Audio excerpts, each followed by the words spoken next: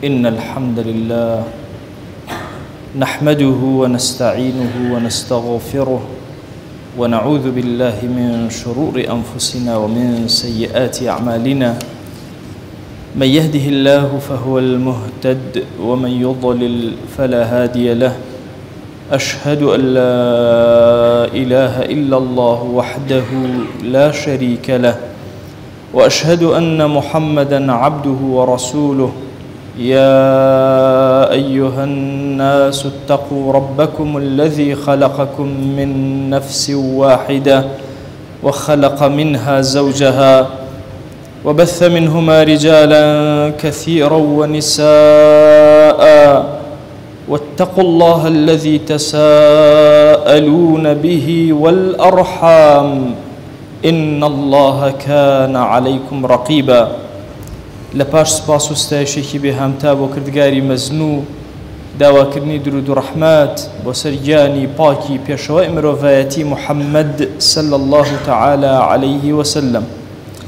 خۆشەویستانم، بابەتێک هەیە لە فقهی ئیسلامیە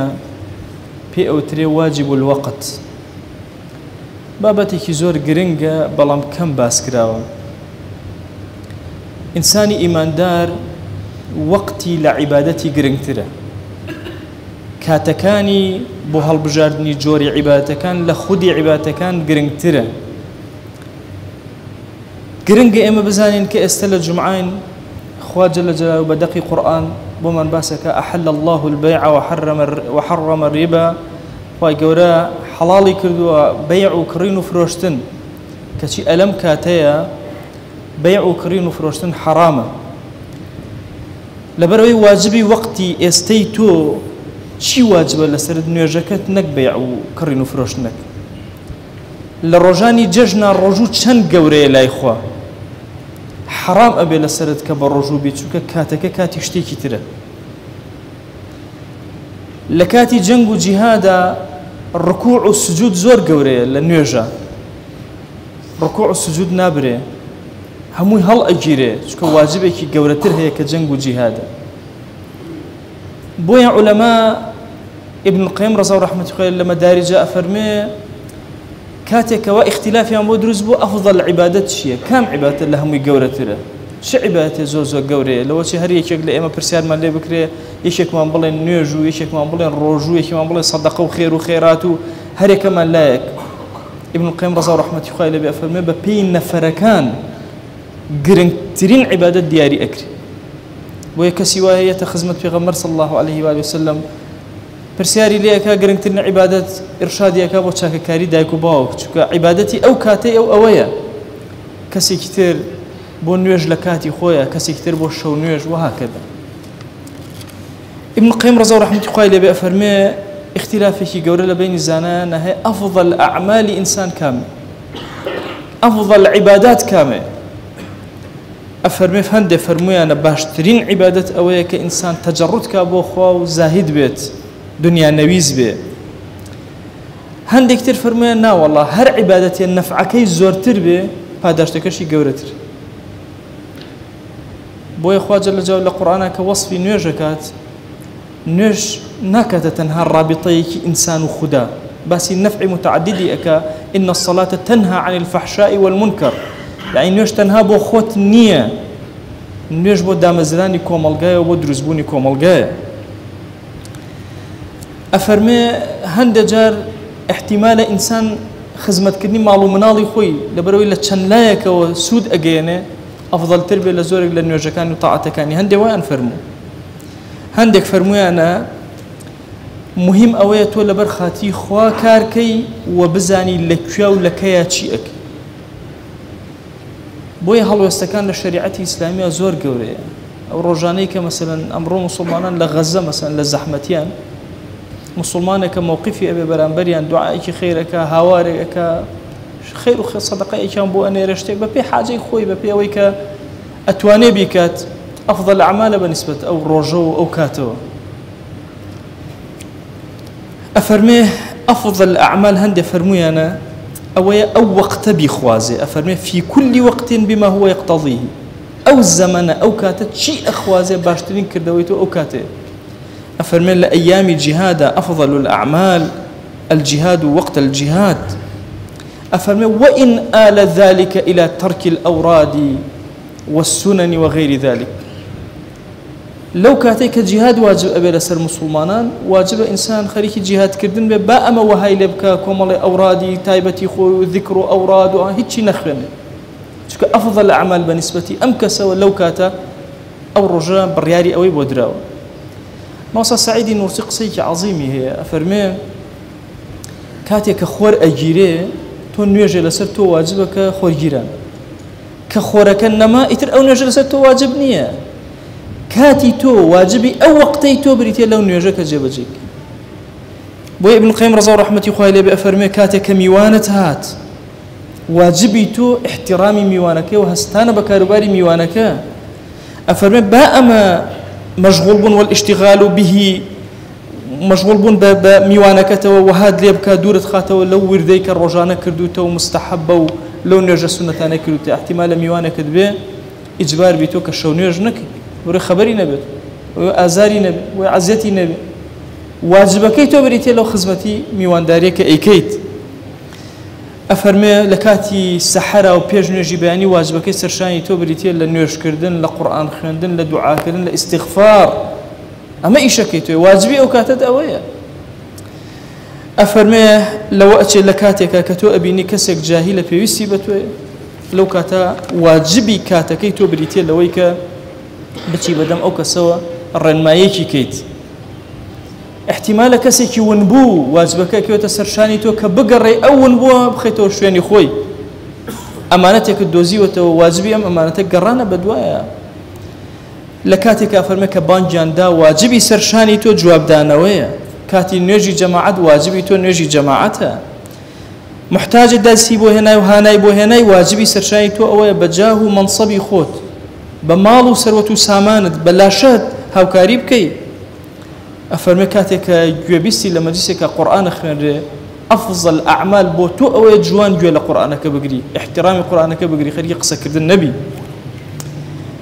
أفرمي واجب الوقت الذي نعيشه يقتضي ذلك زور أبي آقامان ليبي أو زمنيك إيمتي أجين واجبك تشيا أول شريعتها باشترين كرده ويتوي. تصور كان استئم هريا كمان أخواك ومال النعمي داوينتي واجبي إما لأمر يا هم ونعمانتان جبجكين براكت هي قصانية لقليا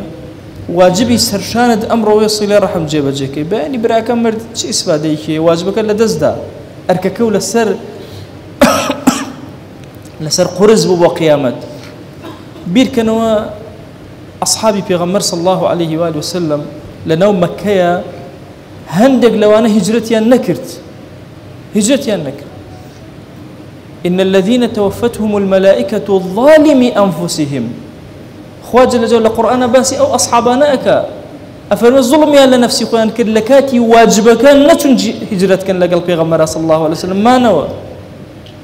ملائكة برسياري عندي أكن وتشيتانا كرت شون إلا أوانا نبيك عذريان هبوا خواج جل جلاله عقوبيان أداء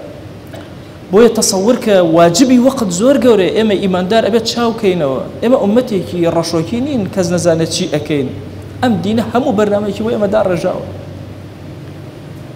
بيغمريان صلى الله عليه وآله وسلم كسكات لاي داني الزرد والزرد أمري بيكر فرمي برو داند شو واجبي كاتي أو دا بريتي لدان شردنكي خو قرش كردنوي كسيكتر من على كاني فقيرة واجبي أو الرجية ويكبشي بخيويان كا خزمتيان كا دايكو باوكي هي وبيويسيان بما واجب لسري منالت هي كرت هي كشت هي جاري وهي باوكيك لقال كرو منالي خويا لالوت به واجبي او رجيتو ويبشي سربرشتي من على كانت كي بزاني شي اكي راسي امرو ام دردي موبايل هرشي واجب لي تيغاي كاتي نيشتا برواكي واجبي سر قبران شي سر قبران همو مشغول او واجبي سر قبران خوشتي تايبتي خوي هي كره مسلمان تشج لها مشتي ورقري ام آلتبو بشي همو جاني امي فوتان هم تنها تشج له ورقري برواك اشنا السيران هر موبايل اشنا السفر هر موبايل يعني واجبي وقت تيكشو بينما شريعتي خوا